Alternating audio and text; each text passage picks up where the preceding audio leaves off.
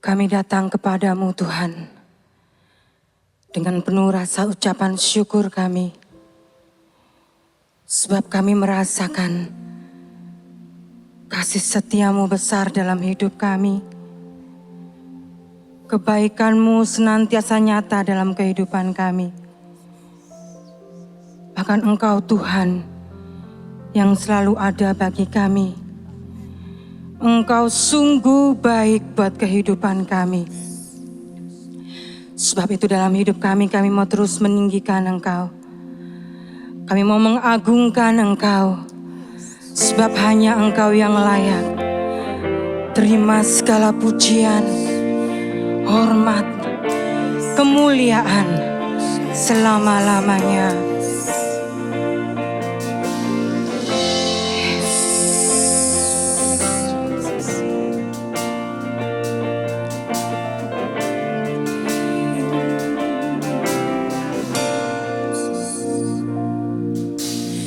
Yesus, Kau sungguh baik.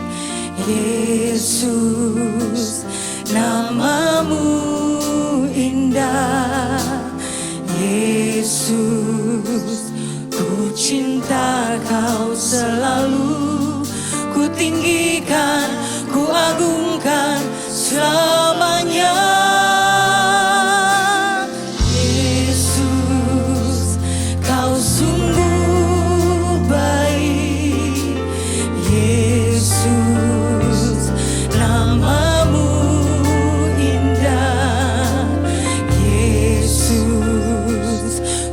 Cinta Kau selalu, ku tinggi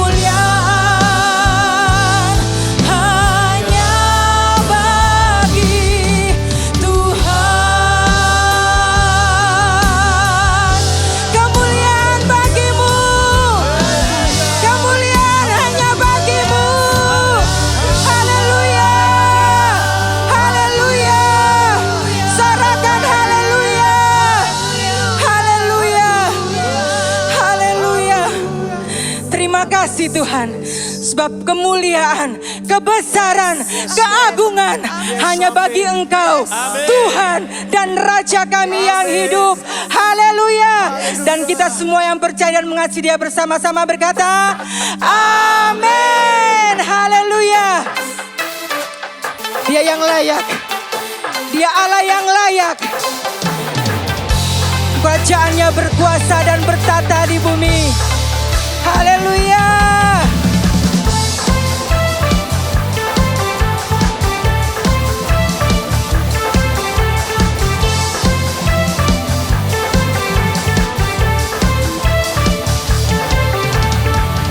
Pelukis cakrawala, merangkai jagat raya, pencipta alam semesta, pemilik kehidupan yang sanggup menyelamatkan, dialah jalan kebenaran. Kami rindukan kuasa lawatanmu, kebangkitan pasti terjadi. Oh, oh, oh, datanglah dan bertata, ku akan berkuasa saat hati bersatu, menaikkan pujian, belenggu dipatahkan, mujizat dinyatakan. Say it.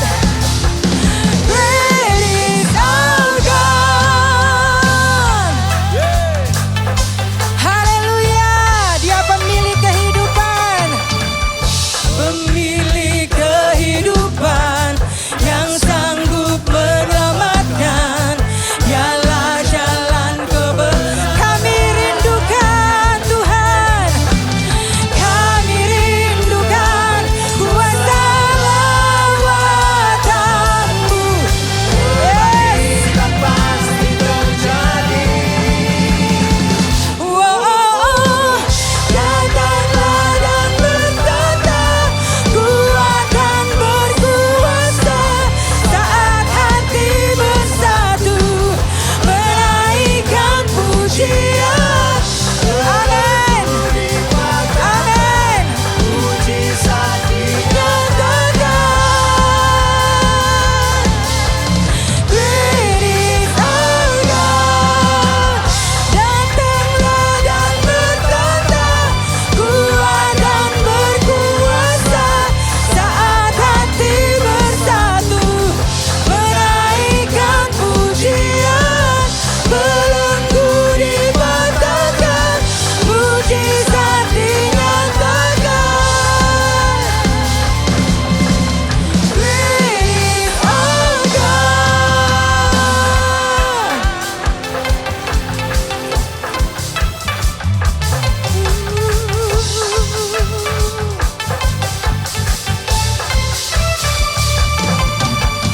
Kami rindukan kuasa lawatanmu, kebangkitan pasti terjadi.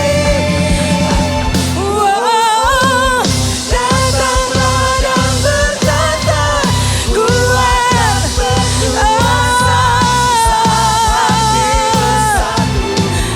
menaikkan pujian, belenggu dipatahkan, mujizat dinyatakan. Great is our God. Datanglah dan bertata, kuasamu menaikkan pujian, belenggu dipatahkan, mujizat dinyatakan. Great is our God. Haleluya. Sungguh kuasa-Mu nyata. Sungguh kuasa-Mu nyata Tuhan. Lawatanmu bekerja di tengah-tengah kami Tuhan. Terima kasih Tuhan. Terima kasih Yesus. Terima kasih Tuhan. Terima kasih buat anugerah-Mu. Terima kasih buat kasih sayang-Mu. Terima kasih.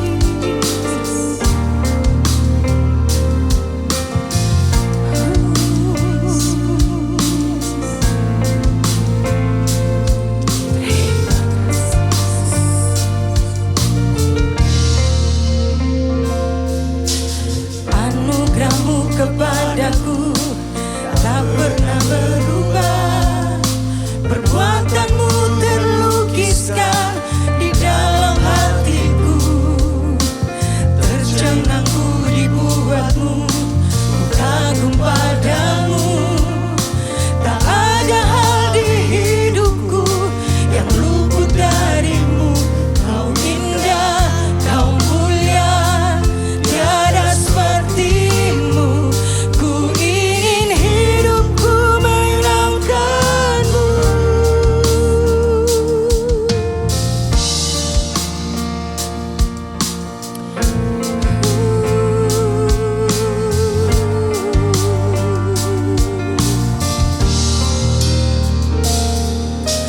Kau terawal dan terakhir, pencipta segalanya. Seluruh bintang pun bersinar oleh ucapan-Mu. Engkau pun mengasihiku, penulis hidupku. Tak henti segenap nafasku menyembah-Mu selalu. Ku puji, ku sembah, tiada seperti-Mu.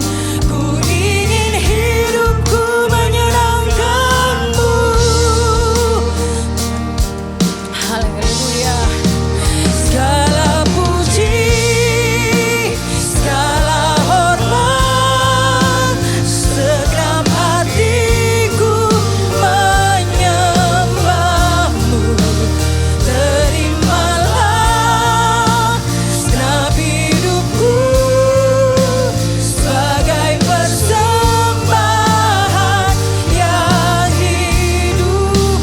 Segala puji, segala hormat, segenap hatiku menyembah-Mu. Terimalah segenap hidupku sebagai persembahan yang hidup.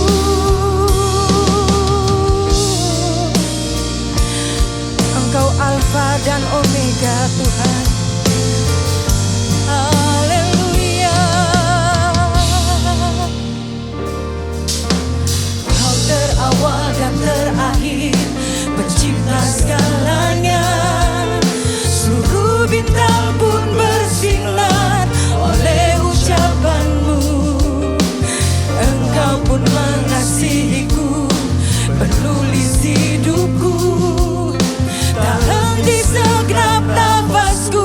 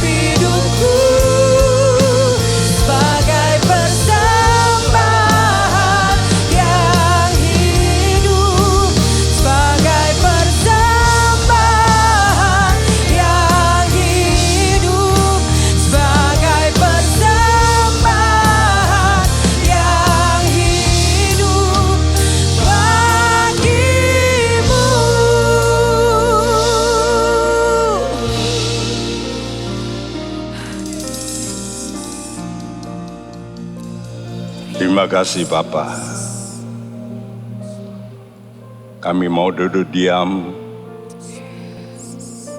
dan jelmakan firman-Mu dalam diri kami. Biar Roh-Mu lah yang bekerja, bukan kekuatan kami, tapi Roh-Mu lah yang mengimplementasikan, sehingga benih-benih firman ini benar-benar tumbuh dan hidup. Terima kasih Bapa, hadir dengan Roh-Mu, kunjungi rumah anak-anak-Mu, di mana mereka berada dalam ruangan apapun, penuhi ruangan itu dengan Roh-Mu Tuhan. Hadirat-Mu yang menimbulkan roh takut akan Tuhan, hadir dan menguasai hati anak-anak-Mu. Terima kasih. Dalam nama-Mu Tuhan Yesus, kami panjatkan doa kami. Amin. Shalom teman-teman semuanya. Hari ini kita kembali belajar tentang bagaimana kita menjadi Kristen kijang. Karena hanya satu-satunya hewan di mana Tuhan mau menyerupakan dalam hal pernikahan. Itulah kijang. Sehingga khusus kitab Kidung Agung ini begitu banyak menerangkan tentang hubungan antara Yesus dengan gerejanya sebagai mempelainya. Hari ini kita berbicara tentang subtitle, yaitu keintiman menjadi keserupaan. Jadi kalau saudara mulai intim dengan satu pribadi seperti suami dan istri, kadang-kadang rupa wajah itu bisa berubah. Saya memperhatikan saudaraku, istri-istri yang dulunya suaminya memang orang yang luar biasa, wajah dari istrinya yang dulu kurang begitu indah itu bisa berubah. Atau sebaliknya, saudaraku, mengalami suatu perubahan rupa. Nah, inilah yang Tuhan inginkan. Jikalau kita mau bersekutu dengan Tuhan, Tuhan tidak pernah puas kalau rupa anaknya yang dikorbankan habis-habisan, yaitu Yesus, yang dianiaya, yang menderita, kalau itu tidak menjelma dalam hidup pribadi orang-orang percaya. Saudaraku, tentu ada syarat. Pribadi siapa, orang percaya apa yang mengalami perubahan begitu rupa, yaitu orang yang betul-betul mencari terus. Berarti orang itu tidak ingin lepas, dan itu biasanya adalah hal pernikahan. Kalau seorang pria mau berkencan dengan seorang wanita, maka baik pria maupun wanita itu ingin selalu bertemu, ingin mencari.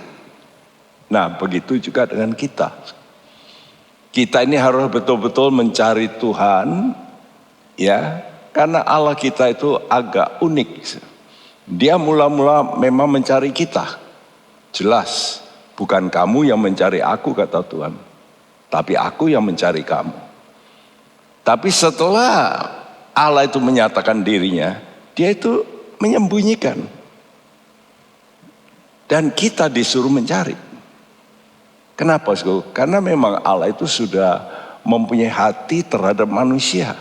Tapi Dia ingin tahu, apakah manusia mempunyai hati terhadap Allah. Karena itu, saudara, Bapak Abraham waktu dia dipanggil Tuhan, dia melihat kemuliaan Allah. Itu daya tarik utama. Setelah itu Tuhan menghilang. Dan cuma dikasih suara lagi. Jarang kelihatan muka dengan muka lagi, atau mewujudkan sesuatu.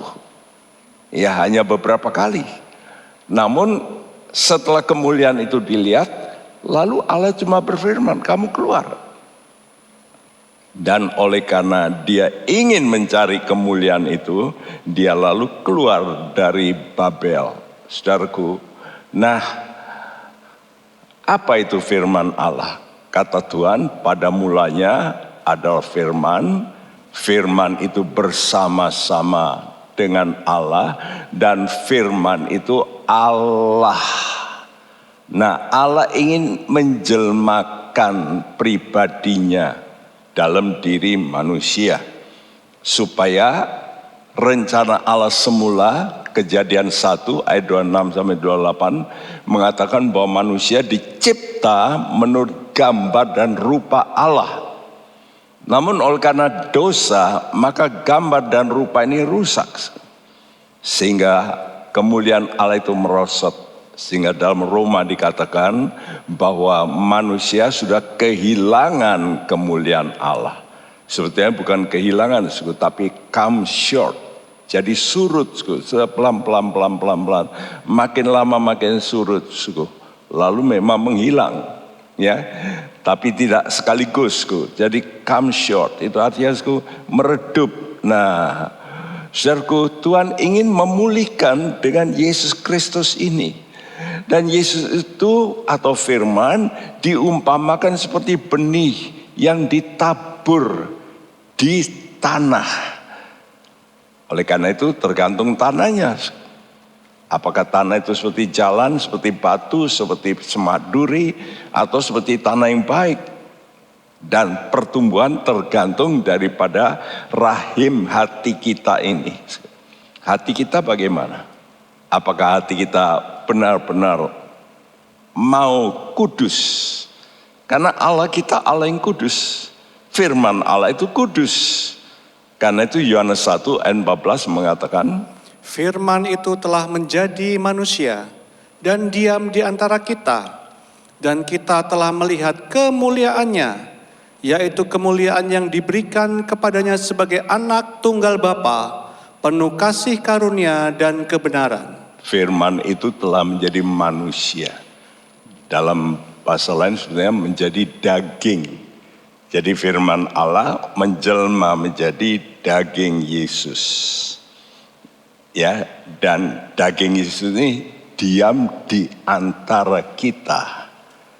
Dan kita telah melihat kemuliaannya. Ini bukan hanya untuk Yesus, tapi juga untuk kita. Jadi firman Allah itu bisa menjelma sampai ke daging kita. Artinya tubuh kita ini lalu bisa mempunyai sikap yang berbeda. Sikap yang mencari kemuliaan. Karena kemuliaan inilah yang diberikan dalam firman. Ya, jadi oleh Roh, benih firman itu bisa menjadi daging. Seperti waktu bumi ini rusak, ya, dicipta oleh Allah, dirusak iblis menjadi gelap, maka Allah berfirman, dan apa yang terjadi? Roh Allah melayang-layang. Nah, jadi kalau ada bibit, ya, seperti telur, maka yang berikutnya apa? Telur ini mesti diapakan? Dieram. Dikondisikan dalam temperatur yang tetap. Ya, itu yang menyebabkan bibit itu, benih itu lalu muncul. Ya, jadi begitu juga Roh Kudus ini. Roh Kudus ini mau mengeram dalam diri kita supaya firman Allah yang kita terima itu bisa lalu muncul menjadi Yesus. Yesus menjelma dalam diri kita. 2 Korintus 3 ayat 18 berkata, Dan kita semua mencerminkan kemuliaan Tuhan dengan muka yang tidak berselubung. Dan karena kemuliaan itu datangnya dari Tuhan yang adalah Roh, maka kita diubah menjadi serupa dengan gambarnya dalam kemuliaan yang semakin besar. Dan karena kemuliaan itu datangnya dari Tuhan yang adalah Roh. Allah itu Roh. Nah, apa musuh dari Roh? Daging. Jadi kalau Roh bekerja itu ada hambatan. Yang menghambat itulah daging kita ini. Ya, karena itu kalau kita mau supaya tidak terhambat, maka daging kita inilah yang perlu kita remukkan. Kita mengikuti roh ini. Dan itulah permulaan yang disebut penderitaan. Daging ini, kita ini tidak suka menderita. Ya, saudara, jadi kalau kita perhatikan surat Petrus, maka roh kemuliaan itu selalu hubungannya dengan penderitaan. Kalau dagingnya tidak mau menderita, maka rohnya tidak bisa full operasi. Ya, quotes dari orang-orang barat saja berkata, no pain, no gain. Ya, 2 hari lalu saya tidur hampir, panjang sekali. Luar biasa capek, bukan main. Ya, sehingga saya tidak biasa tidur sampai bisa hampir 11 jam. Karena, sudah over gitu, ya, capeknya. Tapi, disitulah pemulihan terjadi, ya. Jadi kalau kita mau menderita dan untuk pulih itu saya kerok sendiri, merah semua bukan main. Ya. Kalau enggak saya pusing bukan main, ya. Jadi no pain no gain. Kita diubah oleh roh ini dengan cara progresif. Dari kemuliaan kepada kemuliaan, mesti begitu ya. Bukan kemuliaan yang semakin besar, tapi from glory to glory. Jadi cara Tuhan itu selalu progresif. Yaitu bila kita mau mengikuti pimpinan roh, maka dia lalu bekerja lebih jauh. Lebih jauh, lebih jauh. Kita terus dibentuk, kita dibentuk. Ya, seperti emas. Kalau mau dimurnikan, mesti masukkan dapur api. Nah, kalau emas tidak berteriak-teriak, masuk dapur api berulang-ulang. Tapi kalau kita masuk dapur api, kita aduh Tuhan. Sehingga ada orang-orang yang mau cepat menderita, cepat berubah hidupnya. Tapi ada orang Kristen yang tidak mau, ya, untuk mengampuni aja nggak mau. Bagaimana bisa berubah? Ya, untuk mungkin mempunyai roh kebajikan nggak mau, pelitnya bukan main. Bagaimana bisa berubah? Nggak bisa, pelan sekali. Dengar, tapi tidak mengalami kemuliaan. Jadi kerinduan ini penting. Kerinduan menjadi serupa Yesus. Ini harus dibuktikan. Dengan apa, terus mencari. Jadi kalau kita lihat dalam diri kita, ini masih belum ini. Kita mesti cari kebenaran yang belum terjadi dalam hidup kita. Dan firman Tuhan itu begitu banyak janji-janji, namun hanya sedikit yang tergenapi dalam diri kita. Kita mesti terus berkutat di situ ya, terus mencari. Tapi ingat, Tuhan itu tidak seenak kita waktunya. Kalau kita mencari orang pembesar, mestinya waktunya waktu sang pembesar. Begitu juga dengan Tuhan. Yesaya 55 ayat 6 berkata, carilah Tuhan selama ia berkenan ditemui. Berserulah kepadanya selama ia dekat. Iya, carilah Tuhan selama ia berkenan ditemui. Kapan Tuhan paling mudah ditemui? Kapan? Saat dia sedang berbicara. Kalau dia berbicara, itu paling mudah ditemui. Karena dia berbicara, kita dengar berarti kita hadir di situ. Nah itu saat yang paling mudah temui. Karena itu waktu Tuhan berbicara, kata surat Ibrani ya, kalau roh itu bicara, jangan kamu keraskan hatimu.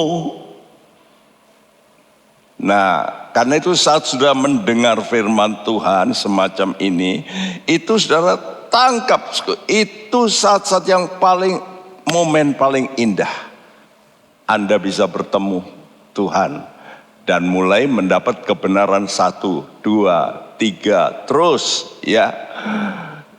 Nah, Allah kita seperti tadi saya katakan, mula-mula dia mencari kita.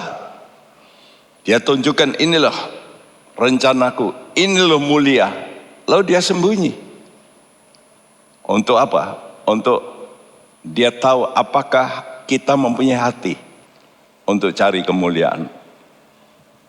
Yesaya 45 ayat 15 berkata, Sungguh, Engkau Allah yang menyembunyikan diri, Allah Israel, Juru Selamat. Ya dulu saya baca ayat ini, aneh ya. Tuhan kok menyembunyikan diri? Iya. Karena barang yang mahal, makin tersembunyi. Karena itu banyak orang kalau baca Alkitab yang sukar, dia lewatkan. Justru yang sulit-sulit di situ tuh ada apa ini kok begitu ya? Apalagi kalau baca Kidung Agung itu dulu saya baca sudah berapa puluh tahun ini.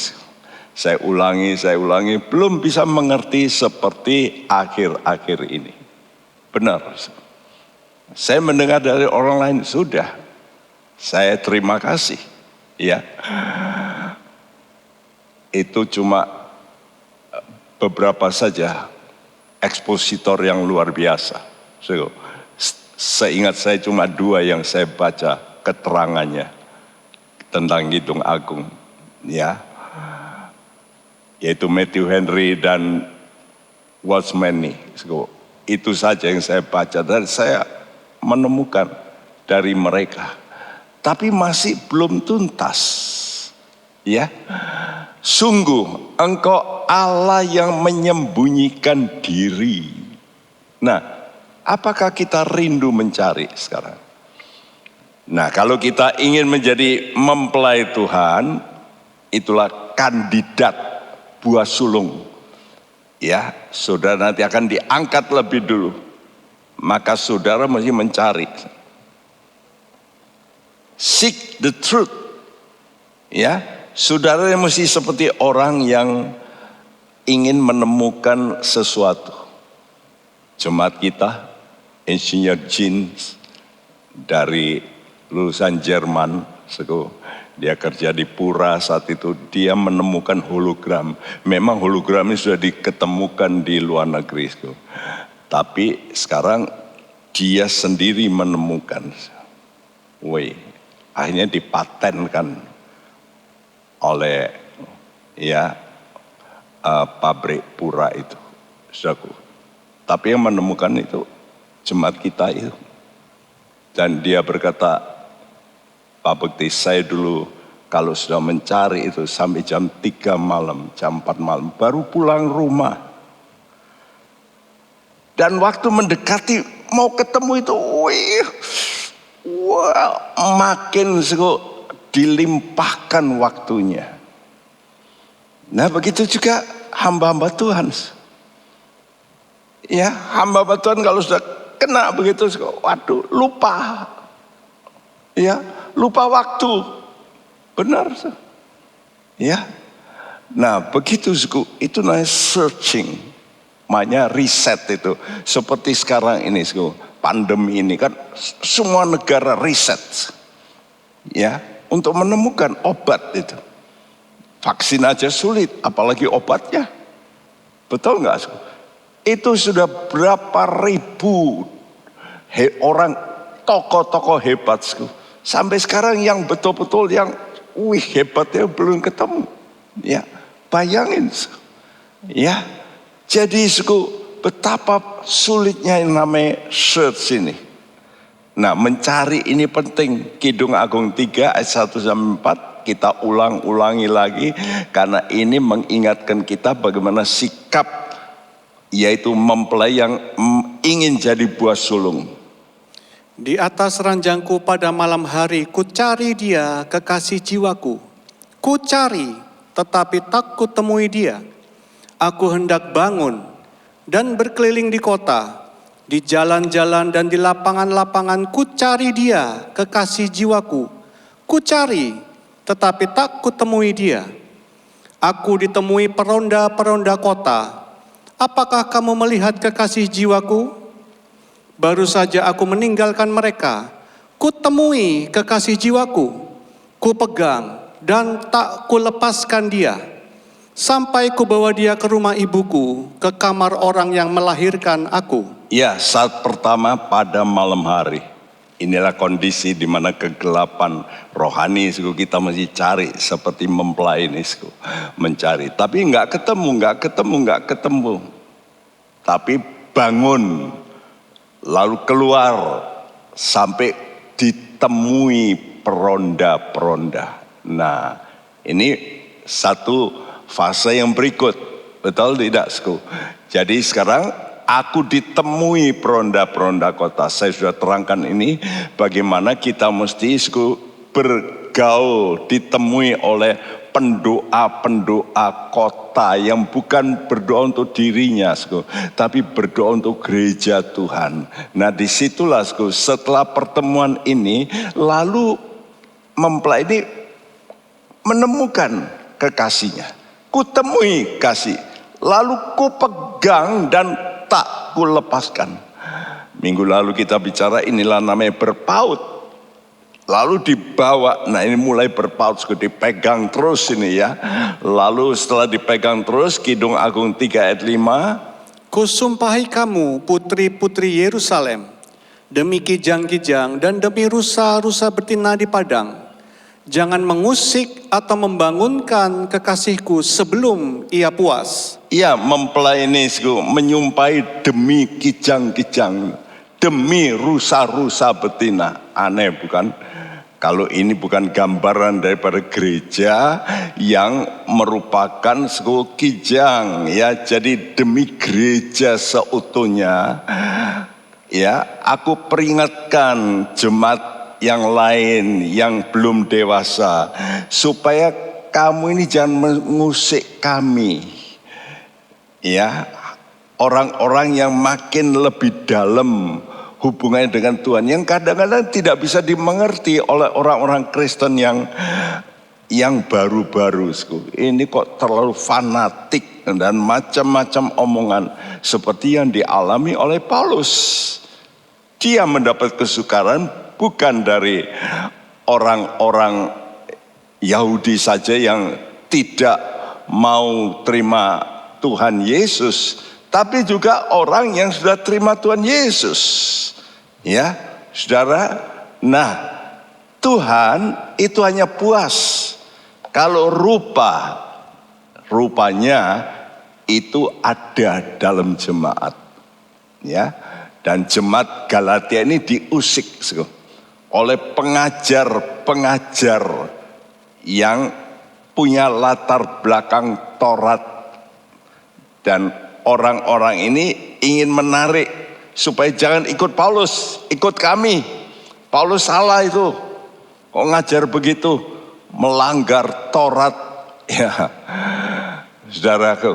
Sehingga Paulus ini sedih karena jemaat Galatia yang dulunya begitu lekat dengan Paulus lalu pudar, kasihnya pudar. Jadi ingat, orang Kristen pun kasihnya itu bisa berubah-ubah, melorot ya. Seperti jemaat Efesus kan dikatakan, kamu telah meninggalkan kasih yang mula-mula. Jadi ingat, pentingnya di sini ada orang-orang yang mendorong seperti Paulus ini kepada jemaat Galatia, sehingga dia tuliskan dalam Galatia 4 ayat 19. Hai anak-anakku, karena kamu aku menderita sakit bersalin lagi. sampai rupa Kristus menjadi nyata di dalam kamu. Iya, Paulus rela menderita lagi seperti dulu waktu mereka dari Taurat ditarik menjadi Kristen. Kena pengajar-pengajar eks-Taurat tertarik kembali. Sehingga Paulus berkata, kamu ini loh yang sudah mulai dalam roh, tapi kok kamu beralih kepada daging lagi. Disitulah Paulus itu seperti orang sakit, ya, sakit bersalin, dan dia terus memperhatikan jemaat ini sampai rupa Kristus menjadi nyata lagi. Nah, ini namanya dilahirkan kembali. Karena itu jangan merasa orang yang sudah lahir baru itu lalu nggak bisa merosot, ya, rupa Kristusnya sudah pudar. Karena itu perlu apa? Perlu dilahirkan kembali. Karena itu perlu lahir kembali ini, lahir kembali. Born again and again and again and again. Sama dengan kita bertobat. Begitu kita bertobat, itu artinya kita mulai dibarui lagi. Terus menjadi baru, ya. Jadi Tuhan itu puas, Allah itu Bapa puas kalau pribadi anaknya Yesus yaitu Firman itu menjelma dalam jemaat. Siapa? Yaitu jemaat yang di dalam Dia, di dalam Kristus. Nah, kalau di dalam Kristus, kepalanya Kristus. Nah, waktu Yesus jadi kepala, kita jadi anggota tubuh mesti menurut pada kepala. Nah, disitulah mula-mula kita ini harus rela menderita. Karena apa? Taat. Ini problem. Banyak orang nekankan percaya. Tapi percaya tanpa ketaatan, percaya kita habis. Enggak punya arti. Trust and obey. Justru obedience ini penting sekali. Ini menunjukkan keyakinanmu. 1 Korintus 1 ayat 30 ini saya ubah terjemahannya. Mestinya seperti ini. Bahasa Indonesia agak beda. Coba dibacakan. Tetapi oleh Dia kamu berada dalam Kristus Yesus, yang oleh Allah telah dijadikan hikmat dan kebenaran, dan pengudusan, dan penebusan. Tapi oleh Dia, Allah Bapa, kamu berada dalam Kristus Yesus. Yang oleh Allah Bapa, Kristus ini telah dijadikan. Dijadikan apa? Dijadikan kepala. Supaya kamu nanti bisa berhikmat. Lalu kamu bisa benar, lalu kamu bisa kudus, lalu kamu bisa tertebus, terbebas, free, ya. Jadi, ini masalahnya. Jadi banyak orang Kristen hanya puas, oh saya sudah percaya Yesus, sudah, padahal tidak taat, ya. Justru disinilah letak biasanya penderitaan. Nah, banyak orang Kristen yang nantinya baru sadar setelah terjadi yang peristiwa pengangkatan, rapture. Kalau saya baca Alkitab dalam Wahyu pasal 7, justru nanti banyak orang Kristen yang tidak masuk pada sesi pertama. Yang menjadi buah sulung roh, tapi mereka menjadi buah susulan, ya, menderita. Nah, sehingga lalu timbul kesadaran saat itu, ya.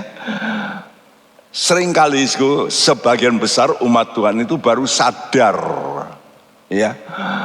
Lalu suara terkejut, wih, apa? Tatkala terjadi rapture. Tatkala firman nubuat itu menjadi kenyataan semacam ini. Jadi nanti ini gambar yang bagus karena nanti sesuai dengan Kidung Agung. Ya, ini kan seperti asap gitu ya, membumbung naik. Ya, Jadi orang-orang yang dari segala penjuru itu berpakaian putih, wis kemilau ya seperti asap naik, gumpalan asap, gumpalan awan begitu. Dan persis seperti firman Tuhan. Kidung Agung 3 ayat 6. Apakah itu yang membubung dari padang gurun? Seperti gumpalan-gumpalan asap tersaput dengan harum mur dan kemenyan dan bau segala macam serbuk wangi dari pedagang. Apakah itu? Dalam terjemahan lain bukan apakah, siapakah itu? Who? Ya. Who? Siapakah itu yang membumbung dari padang gurun seperti gumpalan-gumpalan asap tersaput. Tersaput itu diberi harum-harum gitu, perfumed, ya. Gumpalan-gumpalan asap tersaput dengan harum mur dan kemenyan dan bau segala macam serbuk wangi dari pedagang. Nah, jadi waktu saya baca ini, wow, ini ada gandengannya ini, ya.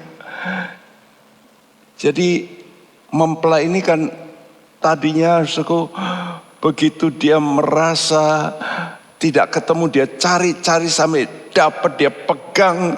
Sekarang lalu ada suara dari putri-putri Yerusalem itu. Minggu-minggu lalu saya katakan itulah orang-orang Kristen yang belum dewasa, yang hanya mencari damai sejahtera. Ya, di sini kita melihat mereka kaget. Loh, siapakah itu yang membumbung dari padang gurun? Nah, kenapa kok dipakai ya istilah padang gurun? Kata padang gurun, midbar, dalam bahasa Ibrani mempunyai arti pengertian menggiring, ya, menggiring ternak gitu ya ke padang. Nah itu seperti Allah menggiring orang Israel kemana? Ke padang gurun, benar nggak? Ya, digiring dari Mesir lewat apa? Padang gurun. Dan disitulah mereka mulai ngomel. Kenapa? Karena padang gurun. Saudara yang sudah pernah ke Israel baru ngerti, oh iya pantas ngomel. Kalau saya mungkin juga bisa begitu tuh. Ya. Yang naik bis saja, bis enak aja ngomel kok. Apalagi jalan kaki gitu. Jadi saya bisa merasakan kenapa sebagian besar orang Israel ngomel itu. Hanya dua yang terdaftar ya dari 603.550. Hanya Kaleb dan Yosua yang tidak ngomel-ngomel. Wih. Apa tujuan Allah menggiring ke padang gurun? Yaitu dalam Ulangan 8 dikatakan untuk merendahkan hatimu. Nah, jadi sebenarnya kekristenan yang benar itu yaitu Anda mesti belajar namanya terus menekan ini loh, sifat mau membumbung naik ini.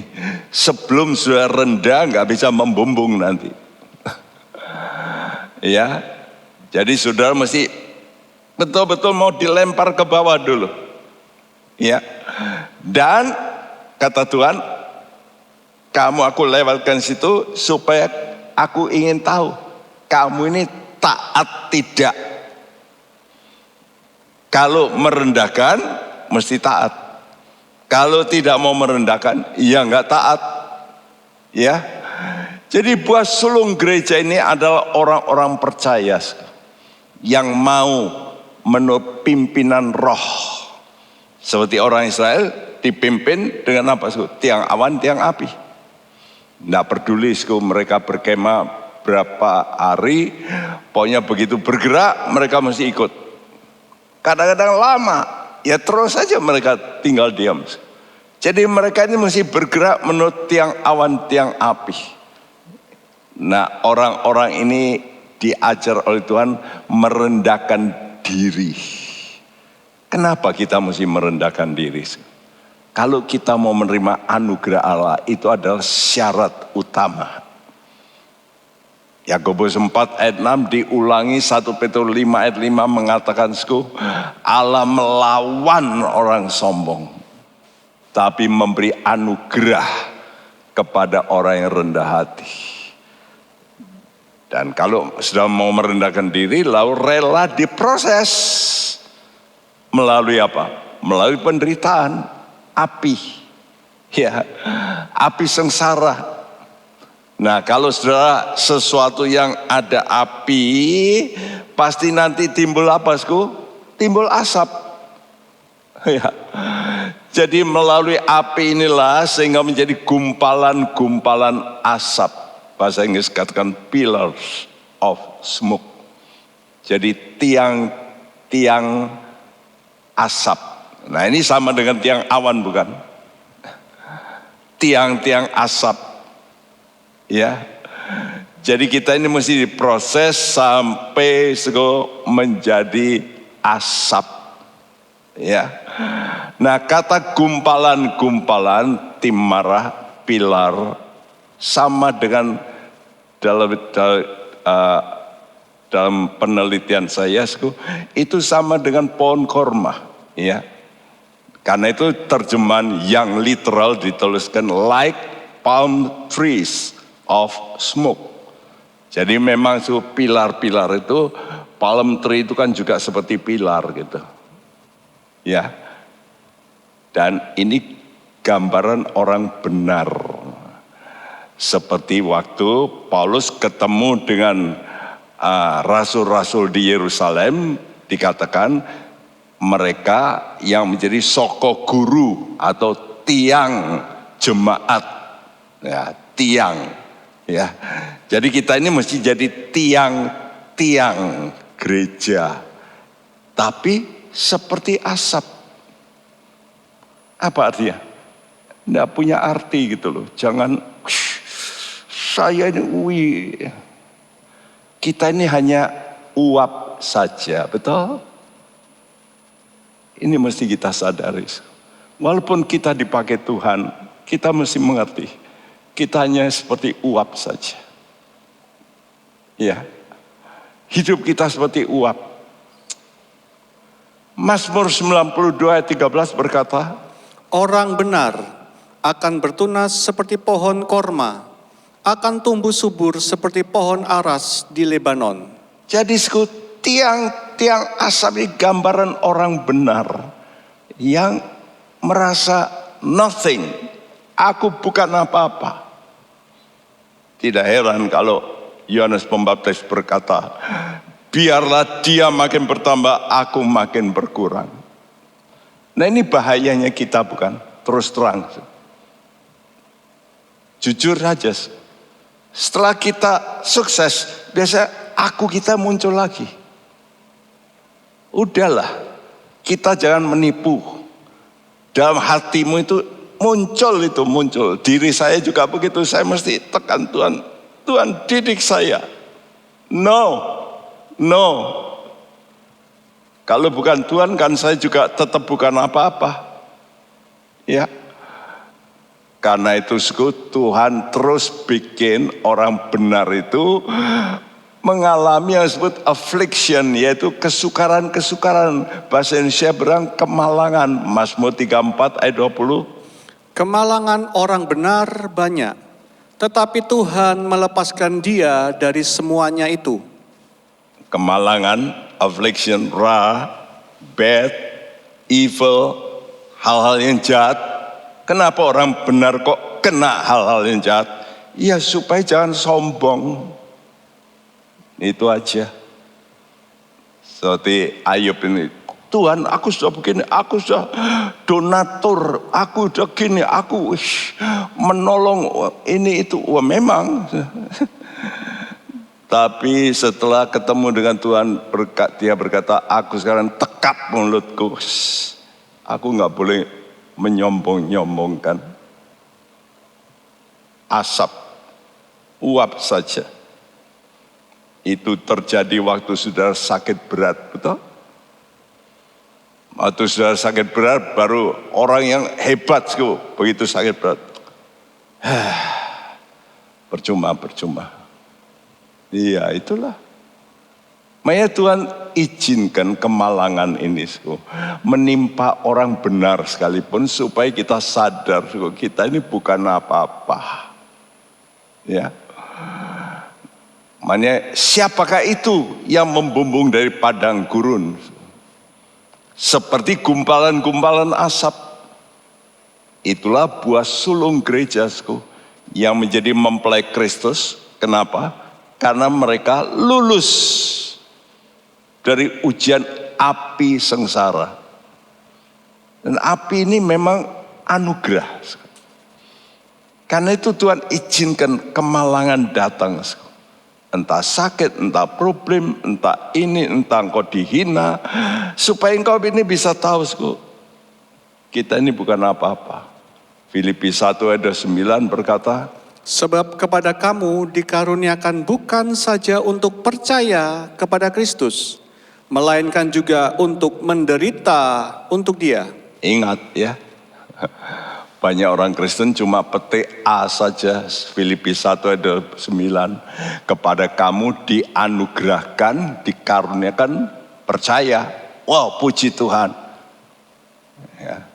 Tapi melainkan juga, nah ini sering tidak disukai, untuk menderita, untuk Dia, untuk kebenaran. Orang berkata ada api, ada asap. Bagaimana bisa ada asap kalau nggak ada api? Bagaimana hidupmu ini bisa menjadi engkau rasakan nggak punya arti kalau tidak ada kesukaran? Karena itu seringkali kita ditundukkan oleh Tuhan dengan problem. Supaya kita tahu, Tuhan, aku bukan apa-apa. Karena itu buah sulung gereja, itu mereka yang mengalami penderitaan karena kebenaran. Nah, orang kalau rela menderita karena kebenaran, dia itu nanti akan membumbung seperti asap. Ya, kenapa? Asap itu kan ringan, mesti naik. Iya tak? Asap mesti naik. Ya, tidak asap itu turun, tapi asap itu naik. Ya, kenapa? Karena layak. 2 Tesalonika 1 ayat 5 berkata, suatu bukti tentang adilnya penghakiman Allah yang menyatakan bahwa kamu layak menjadi warga kerajaan Allah. Kamu yang sekarang menderita karena kerajaan itu. Iya, kapan kita itu dikatakan Tuhan layak. Layak menjadi warga kerajaan Allah. Kamu yang sekarang menderita karena kerajaan. Jadi bukan karena dosa, tapi karena kerajaan. Nah, banyak orang tidak mau sekarang. Loh, kami anak Tuhan, anak raja. Dulu kita kena pengaruh hamba-hamba Tuhan yang memompa kita. Kita ini anak raja. Ya memang kita ini anak raja memang. Tapi belum menjadi kenyataan.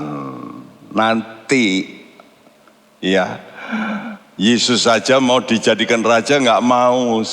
Nanti setelah bangkit, nah dia jadi raja. Ya. Nah ini harus kita mengerti. Tapi banyak orang Kristen nanti memilih nanti menderita. Dan memang betul begitu. Masa sengsara banyak orang Kristen akan menderita. Ya, saudaraku. Nah, membumbung naik seperti asap. Bukan asap kotoran. Kalau asap kotoran, waduh baunya nggak enak ya.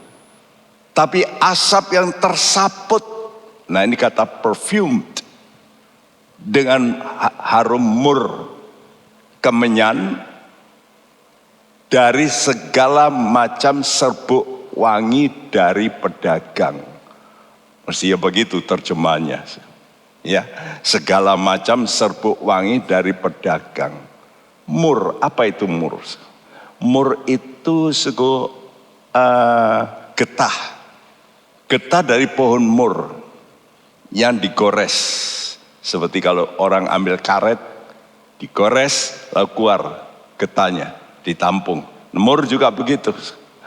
Jadi mur ini dari pohon yang dilukai. Dan mur ini rasanya pahitnya bukan main. Tapi mur inilah yang membuat minyak wangi itu bisa tahan lama.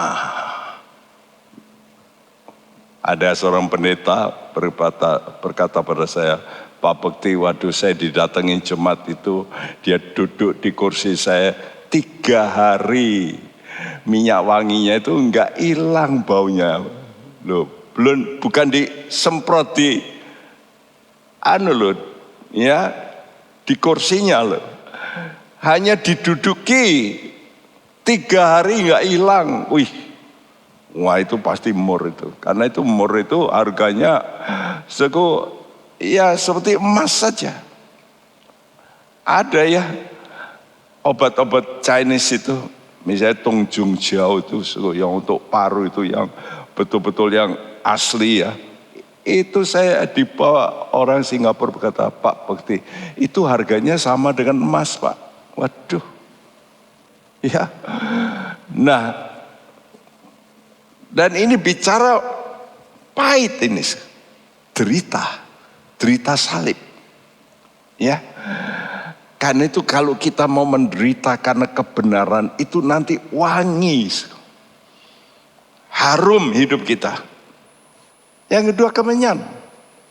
Kalau kita membaca dalam Mazmur 141 ayat 2, Wahyu 8 ayat 3, jelas dikatakan, biarlah doaku itu bagaikan kemenyan. Jadi doa penyembahan orang-orang kudus. Jadi kalau begitu, hidup kita ini mau menjadi asap yang bagaimana? Hidup kita kalau mau menjadi asap, saudara bisa berkata, saya bukan apa-apa kalau saudara mau menderita. Walaupun saudara hebat, kaya, pandai, kadang-kadang kena masalah. Walaupun pendeta itu hebat bagaimana, pasti kena semprot. Pasti kena fitnah. Jadi itu derita salib. Ya, karena banyak orang tidak suka.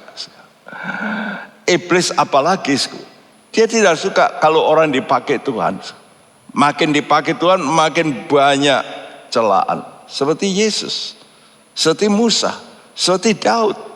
Ya, nah kita mesti belajar menderita karena salib ini kita terima dan kita banyak doa. Makin kita banyak berdoa, roh kita ini membumbung ya. Puji nama Tuhan. Dan serbuk wangi. Nah ini yang sukar ini. Saya pikir-pikir apa ini serbuk wangi. Ya. Tapi waktu saya perhatikan katanya tadi. Serbuk wangi bukan oleh pedagang-pedagang. Bukan plural. Bukan jamak. Tapi satu. Pedagang. Ya. Jadi segala macam anugerah. Anugerah yang membuat harum. Itu diberikan oleh pedagang. Nah siapa itu pedagang? Pedagang itu adalah bayangan daripada Yesus. Yesus itu dagang. Kenapa? Dia menjual nyawanya untuk memperoleh. Nah itu kan dagang. Dagang itu jual beli.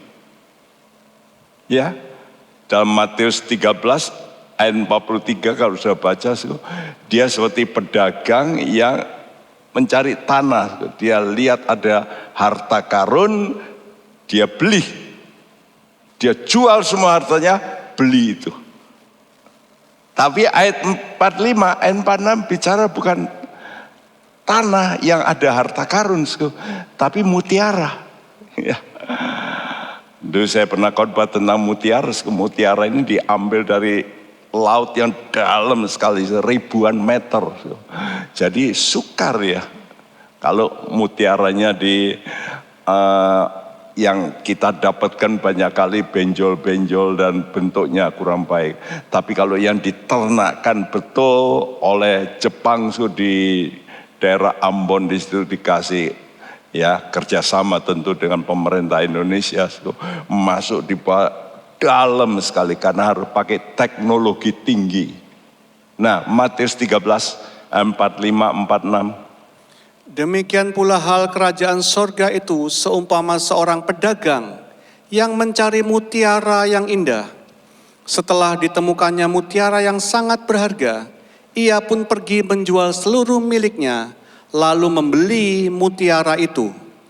Ayat 43 sampai 44 itu bicara tentang orang Israel. Orang Israel sebagai harta terpendam. Tapi kita mutiara. Nah, mutiara ini nanti ditaruh di atas ini, mahkota. Ini bicara gereja. Ya, jadi orang pilihan itu sebagai harta terpendam, ya, ada tanahnya itu dibeli, dan itulah Tuhan menebus, ya. Dia juga meletakkan orang Israel di satu tanah Israel. Kita sebagai mutiara dari pasir. Ya, kita ini dulu sebetulnya pasir. Tapi pasir mau yang disaput, diliputi dengan liurnya sang mutiara. Oleh karena apa? Luka. Sekali lagi luka. Mutiara itu luka oleh karena pasir itu luka, terus disalut terus bertahun-tahun sampai jadi mutiara. Dan pedagang ini mencari mutiara yang indah. Ya. Dan dia ketemukan ya yang sangat berharga. Ini bukan mutiara biasa, mutiara yang sangat berharga. Ia pun pergi menjual seluruh miliknya. Makanya Tuhan juga menjual hidupnya, nyawanya untuk membeli gereja Tuhan. Gereja ini dibayar dengan harga mahal. Jadi gereja Tuhan seperti mutiara. Setelah dibeli, ditebus, apa yang terjadi? Bukan hanya dia tebus, dia lalu memberikan ornamen-ornamen pada gereja. Karunia-karunia. Yang membuat kita ini hidup jadi wangi. Betul enggak? Sehingga Paulus berkata, bau harum Kristus itu ada padaku. Memang kita ini anak-anak Tuhan yang dulunya hanya dari pasir, tanah, tidak berarti, tapi dikerjakan oleh Tuhan menjadi mulia. Luar biasa. Karena itu Wahyu 19 ayat 8 juga berkata, dan kepadanya dikaruniakan supaya memakai kain lenan halus yang berkilau-kilauan dan yang putih bersih. Lenan halus itu adalah perbuatan yang benar dari orang-orang kudus. Ya, kita diberi anugerah oleh Tuhan. Tapi anugerah Tuhan ini sekarang mesti bisa dilihat. Jangan sampai anugerah Tuhan tidak dilihat oleh orang lain. Nah, ini kebanyakan orang itu, saya sudah terima anugerah keselamatan. Ya, saya selamat batin. Orang tidak perlu lihat saya selamat. Tapi kalau saudara mau menjadi mempelainya Tuhan, saudara mesti memakai kain lenan halus yang berkilau-kilau. Nah, kenapa bisa dilihat? Karena berkilau-kilau, putih bersih, dan lenan halus itu adalah perbuatan-perbuatan yang benar. Nah, ini loh. Ini serbuk wangi ini, perbuatan yang benar dari orang-orang kudus. Ya, karena itu sangat sedih kalau ada orang dikatakan benar, tapi perbuatannya, widuh, memalukan. Ya, apalagi nggak kudus, najis, bukan main. Ini yang membuat hati Tuhan sedih. Akhir-akhir ini kalian mendengar bukan hanya dari Indonesia, di luar negeri ada tokoh yang dikagumi seluruh dunia. Saya juga kagum. Kalau speech itu waduh luar biasa. Tapi sekarang dibongkar ceritanya dan waduh luar biasa busuknya. Ya, bukan wangi lagi. Mana mungkin menjadi namanya buah sulung yang nanti membumbung naik. Tadi katakan membumbung, ya, yang disaput asap membumbung tapi tersaput bau harum. Kita harus menjadi bau harum Kristus. Mari kita mohon pada Tuhan, oh Roh Kudus, tolong pada kami semua supaya kami bukan hanya menjadi orang Kristen yang sudah selamat, orang benar yang dibenarkan Tuhan, tapi kami mempunyai perbuatan-perbuatan yang benar yang bisa dilihat oleh manusia bahwa itu harum di mata manusia juga di mata Tuhan. Mari kita berkata, Tuhan, aku rindu mau mempunyai hidup seperti Engkau, seperti Yesus, seperti Yesus. Itu saja yang ku minta. Mari kita nyanyikan pujian ini semua. Biar ini menjadi kerinduan utama dalam diri kita, penjelmaannya.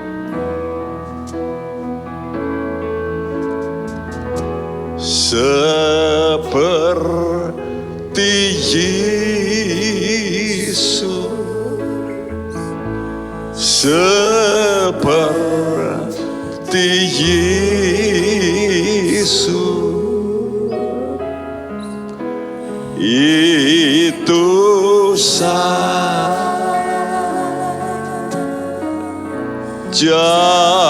ku minta dalam jalanku sampai ke surga.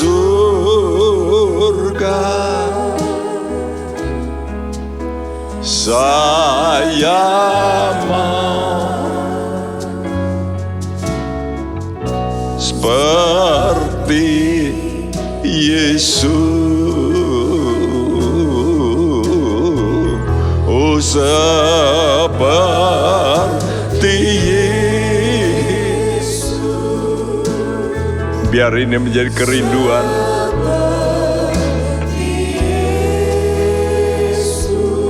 Dari setiap kita yang mendengarkan firman,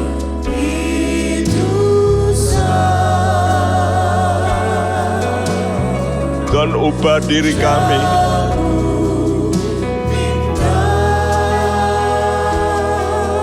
Dalam perjalanan iman kami, Tuhan.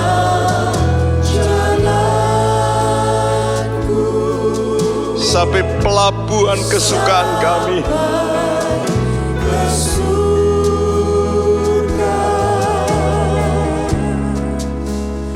Mari kita mau berubah dari hari ke hari.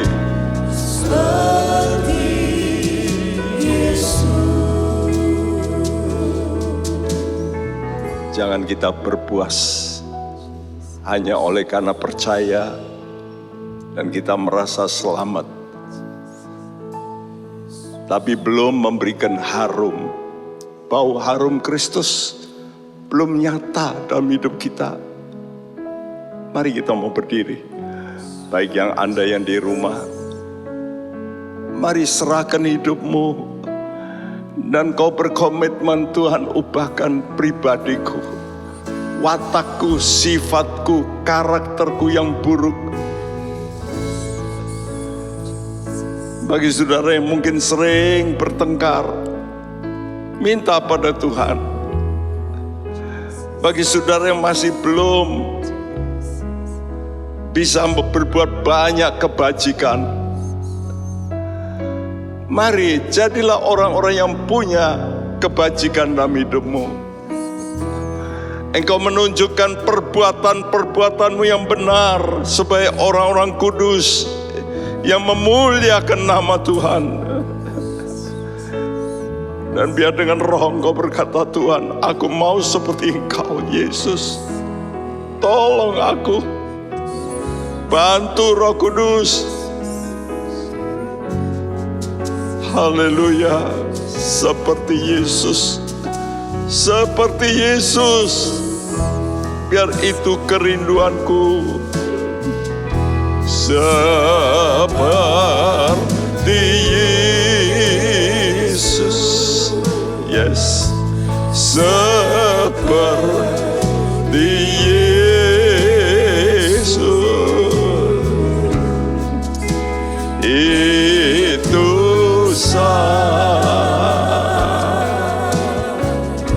aku minta dalam jalanku sampai ke surga.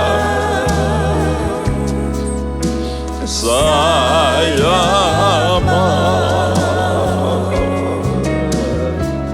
seperti Yesus. Mari kita bersenandung.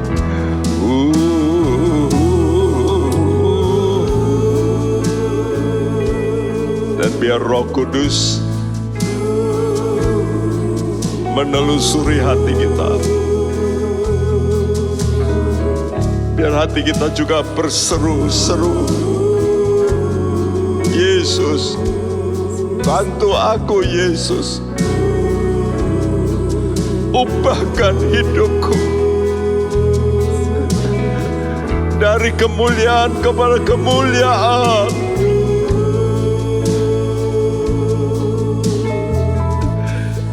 Supaya hidupku nanti mengalami hari yang luar biasa. Haleluya, haleluya. Yesus, dalam jalanku sampai ke sorga, dalam jalanku sampai ke surga,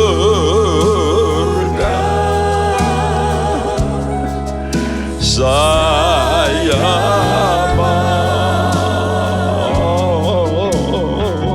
seperti Yesus dalam jalanku, dalam jalanku sampai ke surga.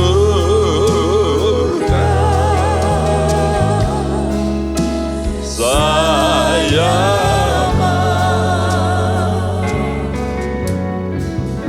seperti Yesus. Masing-masing berdoa, masing-masing berseru pada Tuhan, masing-masing berteriak pada Tuhan. Tolong aku Tuhan. Bantu kami dengan Roh-Mu yang kudus. Rasun kita moko yasa kino kia rasana ko.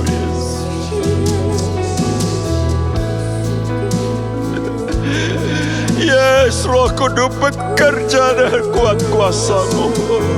Mikara sene kita.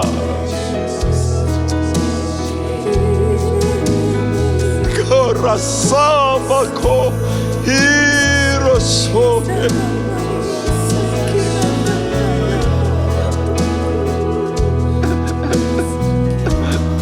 Ya Tuhan, sentuh anak-anak-Mu.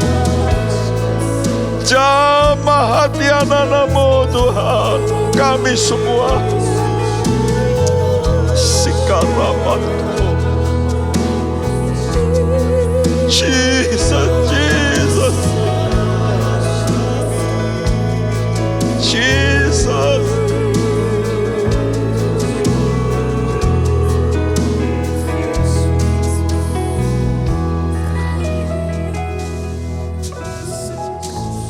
Dalam jalanku sampai ke surga,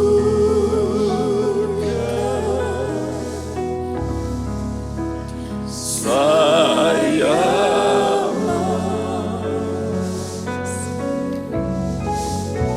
seperti Yesus. Itu kerinduan kami yang terbesar Tuhan. Jelmakan pribadi-Mu dalam diri kami, supaya kami bisa membumbung sama dengan Engkau dulu. Naik ke sorga, disaksikan murid-murid-Mu. Kami pun nanti akan mengalami yang demikian Tuhan. Kami rindu hari itu tiba Tuhan, di mana tidak ada lagi hal yang menarik hati kami dari bumi, sehingga kami boleh lepas dari bumi Tuhan. Kami boleh bersua dengan Engkau, berjumpa muka dengan muka. Betapa bahagianya kami. Terima kasih Tuhan, teguhkan anak-anak-Mu. Engkau berkata kemalangan orang benar banyak, tapi Engkau pasti lepaskan semuanya. Dan Engkau jadikan kami justru indah pada waktunya. Terima kasih Tuhan, berkati umat-Mu, berkati Tuhan gereja-Mu di mana-mana. Berkati negara dan bangsa kami. Berkati pemimpin-pemimpin negara kami. Dari Bapak Presiden Tuhan sampai jajaran paling bawah Tuhan. Berkati Tuhan. Terima kasih, dan mereka yang sakit Engkau berkati dengan kuasa kesembuhan-Mu Tuhan. Terima kasih, terima kasih. Dan sekarang kami tadakan tangan kami. Saku terimalah berkat daripada Allah Bapa kita, dari Tuhan kita Yesus Kristus, dan persekutuan Roh Kudus. Tuhan memberkati engkau dan melindungi engkau. Tuhan menyinari engkau dari wajahnya dan memberi engkau kasih karunia. Tuhan menghadapkan wajahnya padamu dan memberikan engkau damai sejahtera. Mulai sekarang sampai Maranatha, Dia datang kembali. Siap kita yang percaya berkata bersama, amin. Tuhan memberkati. Amin.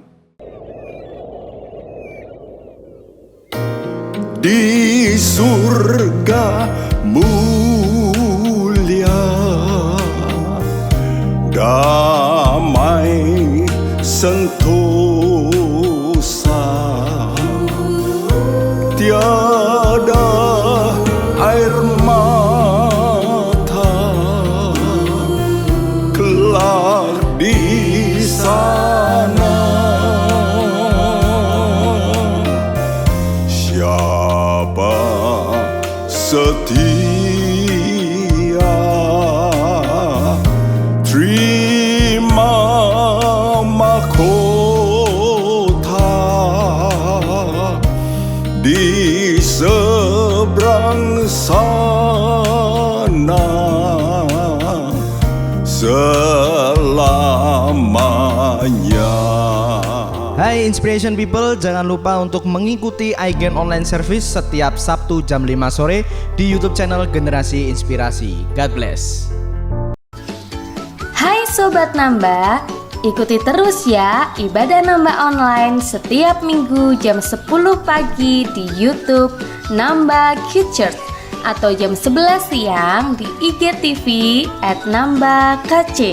Yuk bersukacita bersama. God bless you. Penyaluran kolekte maupun persembahan lainnya dapat dilakukan melalui transfer ke nomor rekening gereja dengan nomor 009 707 2071 atas nama Megawati dan Lee Irwande atau dengan scan QR Code berikut ini.